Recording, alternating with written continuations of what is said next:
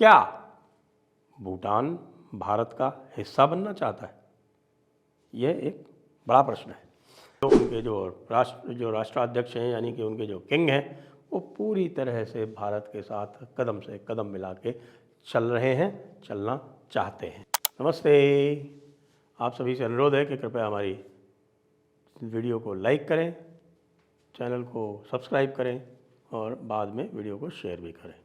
एक बड़ी रहस्यमय घटना हो रही है जिसके ऊपर कुछ लोगों का ध्यान गया है, कुछ लोगों का नहीं गया है, और वो है भूटान की भारत से बढ़ती हुई नज़दीकियाँ। खैर, भारत और भूटान तो नज़दीक रहे ही हैं, लेकिन अभी पिछले 1-1.5 महीने से आपस में आवाजाही बहुत अधिक बढ़ गई है कि भूटान के प्रधानमंत्री जो हैं वो पिछले 1-1.5 महीने में कोई दर्जन भर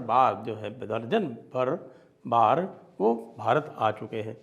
अभी उनके जो किंग हैं वो तो आपने देखा था कि वो आए थे, वो प्रयागराज में कुंभ में स्नान करके भी गए थे। वैसे भूटान और सिक्किम, मैं आपको ये बताना चाहता हूँ कि भूटान और सिक्किम ये दो थे, जब ब्रिटिश राज जब समाप्त हुआ था तो ये दोनों भारत के प्रोटेक्टरेट हुआ करते थे। प्रोटेक्टरेट मतलब उनकी रक्षा का जो जिम्मा था, उनकी रक्षा का दायित्व भारत के ऊपर था और भारतीय सेना उनकी सीमाओं की रक्षा किया करती थी। अब इसमें जो है वो बीच में आपने देखा होगा कि ये जो सिक्किम वाला जो क्षेत्र है, जी हाँ, ये सिक्किम है, ये इसके ऊपर जो आप देख रहे हैं ये सिक्किम का क्षेत्र है। तो ये सिक्किम में जो उस समय चोग्याल जो वहाँ के राजा हुआ करते थे, उन्होंने थोड़ा चीन से नज़दीकियाँ बढ़ानी आरंभ कर दी थी। तो उस समय इंदिरा गांधी जी ने सिक्किम को भारत में मिला लिया था। ये 73-74 की बात है। लेकिन भूटान ने कभी इस प्रकार का कोई कार्यक्रम किया नहीं चीन के साथ में। यद्यपि 1983 में उन्होंने जो भारतीय थे वहाँ के, और वो भारतीय मुख्यतः गोरखा थे, उनको वहाँ से निकाला था। तो वो जो एक बात हुई है जिसको कहते हैं ना कि साहब की जो बुद्धिस्ट हैं वो बड़े पीसफुल लोग होते हैं, वो उनके विरुद्ध जाती है, और ये बात भारत में लोग भूले नहीं हैं। लेकिन जो भारत के तत्वावधान में ही आप देखिए, जो भारत के पुराने जो अटॉर्नी जनरल थे, उन्होंने भूटान का संविधान लिखा और फिर भूटान जो है वो कॉन्स्टिट्यूशनल मोनार्की बन गई और वहाँ पर भी चुनाव इत्यादि होने लगे। भूटान के साथ में समस्या ये है कि भूटान के बहुत सारी सीमाओं पर चीन की नज़र है, और इस समय भारत और भूटान में आपस में एक सीमा को लेकर एक काम चल रहा है। यानी कि वो केवल भारत और भूटान की सीमा नहीं है, भारत और भूटान की सीमा में ऐसा कोई विवाद भी नहीं है। वो जो काम चल रहा है वो भूटान और चीन की सीमा को लेकर चल रहा है। तो भाई भूटान और चीन की सीमा है, और बीच में चीन ने बहुत सारे ऑफर्स दिए भूटान को, भूटान ने उनको ठुकरा दिया, क्योंकि भूटान को भी पता है कि भाई चीन क्या करता है, अपने से जो दुर्बल होते हैं उनके साथ में वो क्या करता है, जो इस समय वो नेपाल के साथ कर रहा है।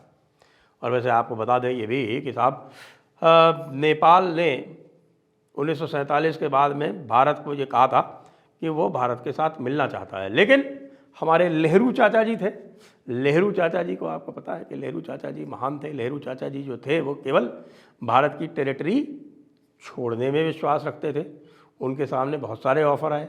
उनके सामने उस समय आपको मैं याद दिला दूं कि उनके सामने ये भी ऑफ़र आया कि जो कलात है, जो बलूचिस्तान का सबसे बड़ा पार्ट था, कलात ने उनके भारत के साथ मिलने की इच्छा बताई, तो उनका नहीं, अबुल कलाम आज़ाद साहब कह रहे हैं कि ये बहुत दूर है। वो वेस्ट पाकिस्तान और ईस्ट पाकिस्तान में दूरी नहीं थी, लेकिन कलात जो था वो कोई 200-250 किलोमीटर दूर था भारत के बॉर्डर से, और 200-250 किलोमीटर भी नहीं, मेरे हिसाब से तो 150 किलोमीटर ही दूर था। तो उसको उन्होंने कहा नहीं नहीं नहीं, ये नहीं होगा, ये क्या है कि ये जाती होगी जिन्ना के साथ में, तो उन्होंने उससे इनकार कर दिया साहब। ग्वादर पोर्ट, जी हाँ, वही ग्वादर पोर्ट जिसको लेके सीपेक बन रहा था, वो तो सीपेक जो है वो पाकिस्तान के, चाइना के अपने कार्यक्रमों से फेल हो गया।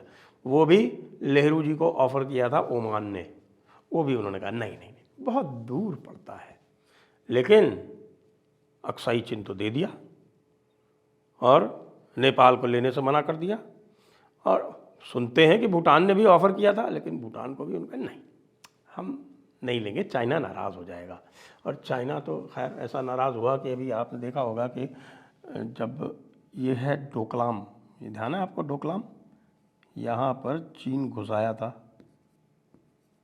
ये जो डोकलाम है यहाँ पर, ये डिस्प्यूटेड बाउंड्री है, ये देख रहे हैं आप, ये बाउंड्री जो है ये असली बाउंड्री है भूटान की, लेकिन चीन कहता है कि नहीं नहीं ये है, ये हम इतना हिस्सा हम लेंगे। ये चुम्बी वैली बोलते हैं, यहाँ पे यातुंग है एक जगह, आप यहाँ पर नाथुला है, नाथुला से यातुंग से, और फिर ये लासा का रूट जाता है, यही सबसे प्रमुख रूट हुआ करता था पहले। तो यहाँ पर डोकलाम में चीन घुसने की कोशिश कर रहा था। उस समय भूटान ने हमारी सहायता की, भूटान ने हमारी बात मानी और हमने चीन को यहाँ पर रोक दिया, ये यहाँ पर आगे नहीं बढ़ने दिया। अब चीन जो है वो तरह तरह से ये जो क्षेत्र है उसने लगभग ऑक्यूपाई कर लिया है। उसके अलावा और भी क्षेत्र जो है वो कई सारे वो ऊपर क्लेम कर रहा है। ये जैसे क्षेत्र है, ये बाउंड्री है, इसको क्लेम कर रहा है। और सबसे बड़ी बात और क्या क्लेम कर रहा है, जैसे कि भारत में आपने देखा है ना, यहाँ पे ये गूगल मैप है, और गूगल मैप में आप देखेंगे बड़ी विचित्र बात है, ये अरुणाचल की जो सीमा है जो मैकमोहन लाइन से बनती है, वो इसने यहाँ पर, आप इसको ध्यान से देखें तो आपको दिखेगा कि ये इसने यहाँ पर दिखा रखी है डॉटेड लाइन से। और ये तवांग का क्षेत्र की क्लेम करता है ये कि साहब ये तवांग तो हमारा ही है। लेकिन बड़े मज़े की बात, इसने भूटान का ये क्षेत्र क्लेम कर लिया।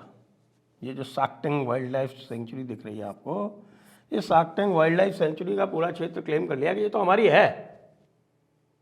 खैर पूरी दुनिया चीन की है, आपको तो बताइए।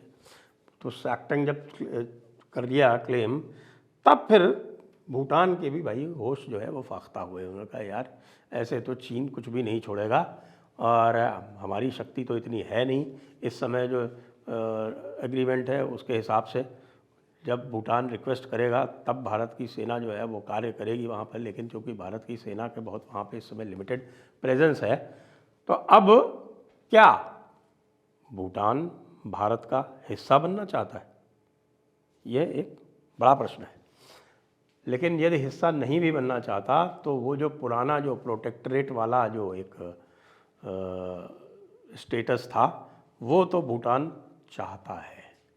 और भारत को भी भूटान से कई फ़ायदे हैं, स्पेशली भारत जो है वो एनर्जी के लिए भूटान से काफ़ी काम करना चाहता है। और एक जो है बड़ा प्रोजेक्ट अभी अभी तय हुआ है, ये आप देख रहे हैं कोकराझार, कोकराझार से यहाँ से ये है गेलेफू, इसका नाम है जगह का गेलेफू। ये गेलेफू तक ये मनास रिवर जा रही है, ये देख रहे हैं, ये मनास रिवर है, मनास रिज़र्व है। यहाँ पर कई अच्छे अच्छे रिज़र्व्स हैं। आपके सबसे बड़ा रिज़र्व जो है वो बक्सा करके है, कि ये वेस्ट बंगाल का सबसे बड़ा रिज़र्व है, बक्सा में आता है, इधर कुछ बिहार की तरफ इधर। तो ये जो मनास रिज़र्व के थ्रू ये जो जा रहा है, ये गेलेफू की जो रूट जा रही है, कोकराझार से गेलेफू, ये रेलवे लाइन सैंक्शन हो गई। तो रेलवे लाइन सैंक्शन हो गई है, बॉर्डर्स पे काम चल रहा है, साक्तेंग में एडिशनल वहाँ पर जो है वो बना दिए गए हैं, यहाँ पर तवांग की तरफ से इस तरफ जो है वो बना दिया गए हैं हमारे फोर्टिफिकेशंस, और आर्टिलरी जो है यहाँ पर तैनात कर दी गई है, जिससे अगर मान लीजिए कल कोई इधर से घुस के और साक्तेंग आके और यहाँ पर भारत को पीछे से घेरने की कोशिश की जाए तो वो रुक सके। तो बहुत काम हो रहा है इस समय भूटान के साथ। तो भूटान वैसे इंडिपेंडेंट कंट्री है, स्वतंत्र देश है, लेकिन पूरी तरह से भारत के साथ हाथ में हाथ मिला के काम कर रहा है।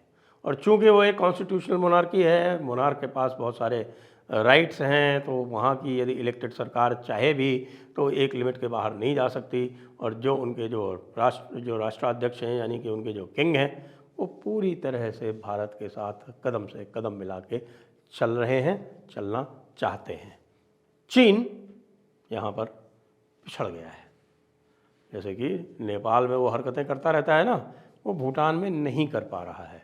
भूटान में बड़े बड़े डैम्स बन रहे हैं और वहाँ से जो एनर्जी वो भारत की सहायता से बन रहे हैं, और उन डैम्स से जो हाइडल पावर जो जनरेट हो रही है उसको भारत खरीद भी रहा है।